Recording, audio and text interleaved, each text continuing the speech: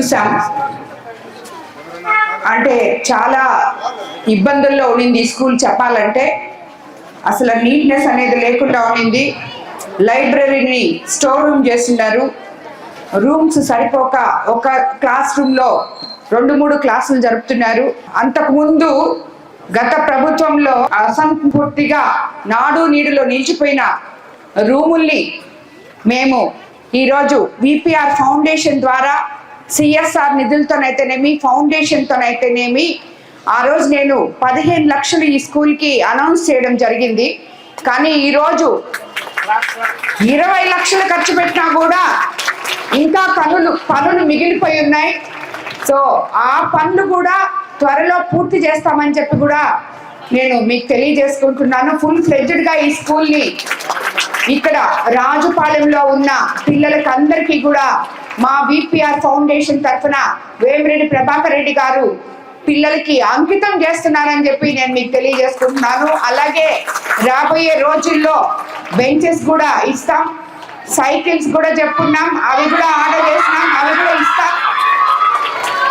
ఇప్పుడు చాలా రోజుల నుంచి పిల్లలు ఇక్కడ మినరల్ వాటర్ లేక తాగడానికి నీళ్లు లేక చాలా ఇబ్బందులు పడుతున్నారు.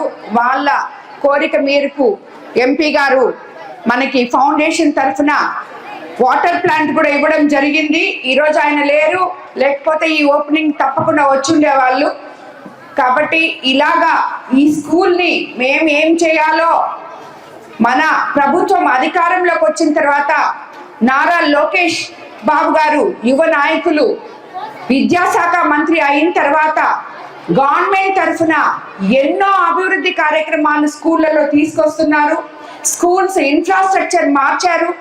క్లాస్ రూమ్కి ఒక టీచర్ లెక్కన ఇక్కడ ప్రతి ఒక్కరికి విద్య అందించే విధానంగా పంపిస్తున్నాం. అలాగే ఎంతో నాణ్యమైన బ్యాగ్స్, యూనిఫామ్స్, డొక్కా సీతమ్మ భోజన పథకం కింద సన్న బియ్యంతో మంచి మెనూ ఇచ్చి వాళ్ళకి భోజనం కూడా ఇవ్వడం జరుగుతుంది.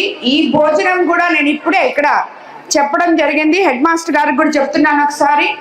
కిచెన్ దగ్గర నుంచి ఇక్కడ 10th క్లాస్ దగ్గర ఉన్న హాల్ దగ్గరికి ఒక బెంచ్ మీద ఆ భోజనం పెట్టించి పిల్లలు ఇక్కడ కూర్చొని తినే విధంగా, వరండాల్లో కూర్చొని తినే విధంగా మీరు ఏర్పాటు చేయాలి.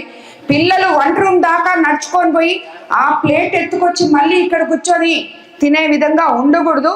కాబట్టి మీకు ఆల్రెడీ డిఓ గారు కూడా మీకు ఒక సర్క్యులర్ పంపించిన, ప్రతి ఒక్కరికి నీట్గా భోజనం పెట్టండి అని చెప్పి. దాన్ని ప్రతి స్కూలు, కోవూరు నియోజకవర్గంలో ఉన్న ప్రతి స్కూలు పాటించాలని నేను చెప్తున్నాను.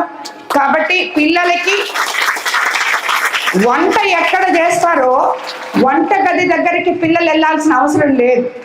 వంట తీసుకొచ్చి ఇక్కడ పిల్లలకి వడ్డించాల్సిన అవసరం మీకుంది. ప్రభుత్వం అన్ని వసతులు కల్పిస్తుంటే వాటిల్ని సక్రమంగా ఎవరికి చెందాలో వాళ్ళకి చెందే విధంగా ఇక్కడ ఉన్న బాధ్యతాయుతమైన అధికారులు దాన్ని చేపట్టాలని చెప్పి నేను మీకు తెలియజేసుకుంటున్నాను. తప్పకుండా టీచర్స్, ఎవరైతే హెడ్ మాస్టర్స్ ఉన్నారో పిల్లల పరిరక్షణ చూసుకోవాలి. ఒక చదువే కాదు, ఇది కూడా చూసుకోవాలి. ఎందుకంటే మన ప్రభుత్వం ఏ ఒక్కటి కూడా మీకు ఇబ్బందులు లేకుండా చేస్తుంది. కాబట్టి మనం కూడా దానికి తగిన విధంగా వాళ్ళు ఇచ్చేదాన్ని పిల్లల వరకు వెళ్ళే విధంగా, అది కూడా శుచి శుభ్రతతో మనం ఇప్పుడు ఇవన్నీ చేసుకుంటున్నాం. ముస్తాబులు ఇవన్నీ చేసుకుంటున్నాం.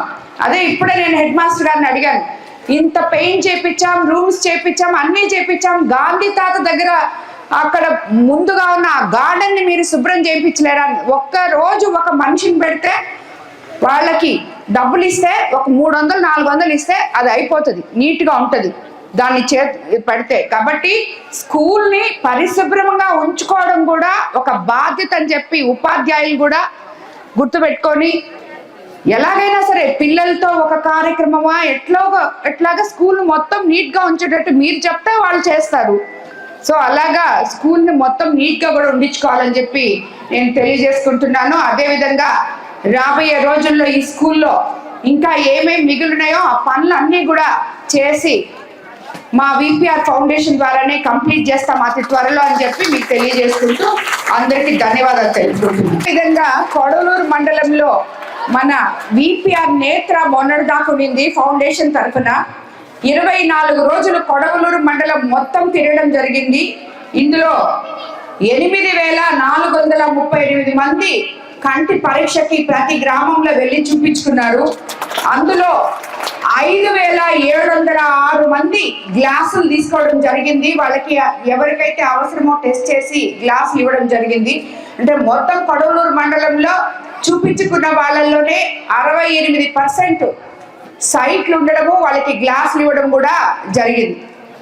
కాబట్టి మన విపిఆర్ నేత్ర ఇప్పుడు కోవూరులో ఉంది. ఇప్పుడు పడుగుపాడు కూడా పూర్తి చేసుకొని కోవూరులో ఉంది. ఎవరైనా కూడా ప్రతి ఒక్కరూ ఈ సేవ విపిఆర్ ఫౌండేషన్ ద్వారా ఏ సేవ చేసినా అది పార్టీలకు అతీతంగా మనం సేవ చేస్తుంటాం.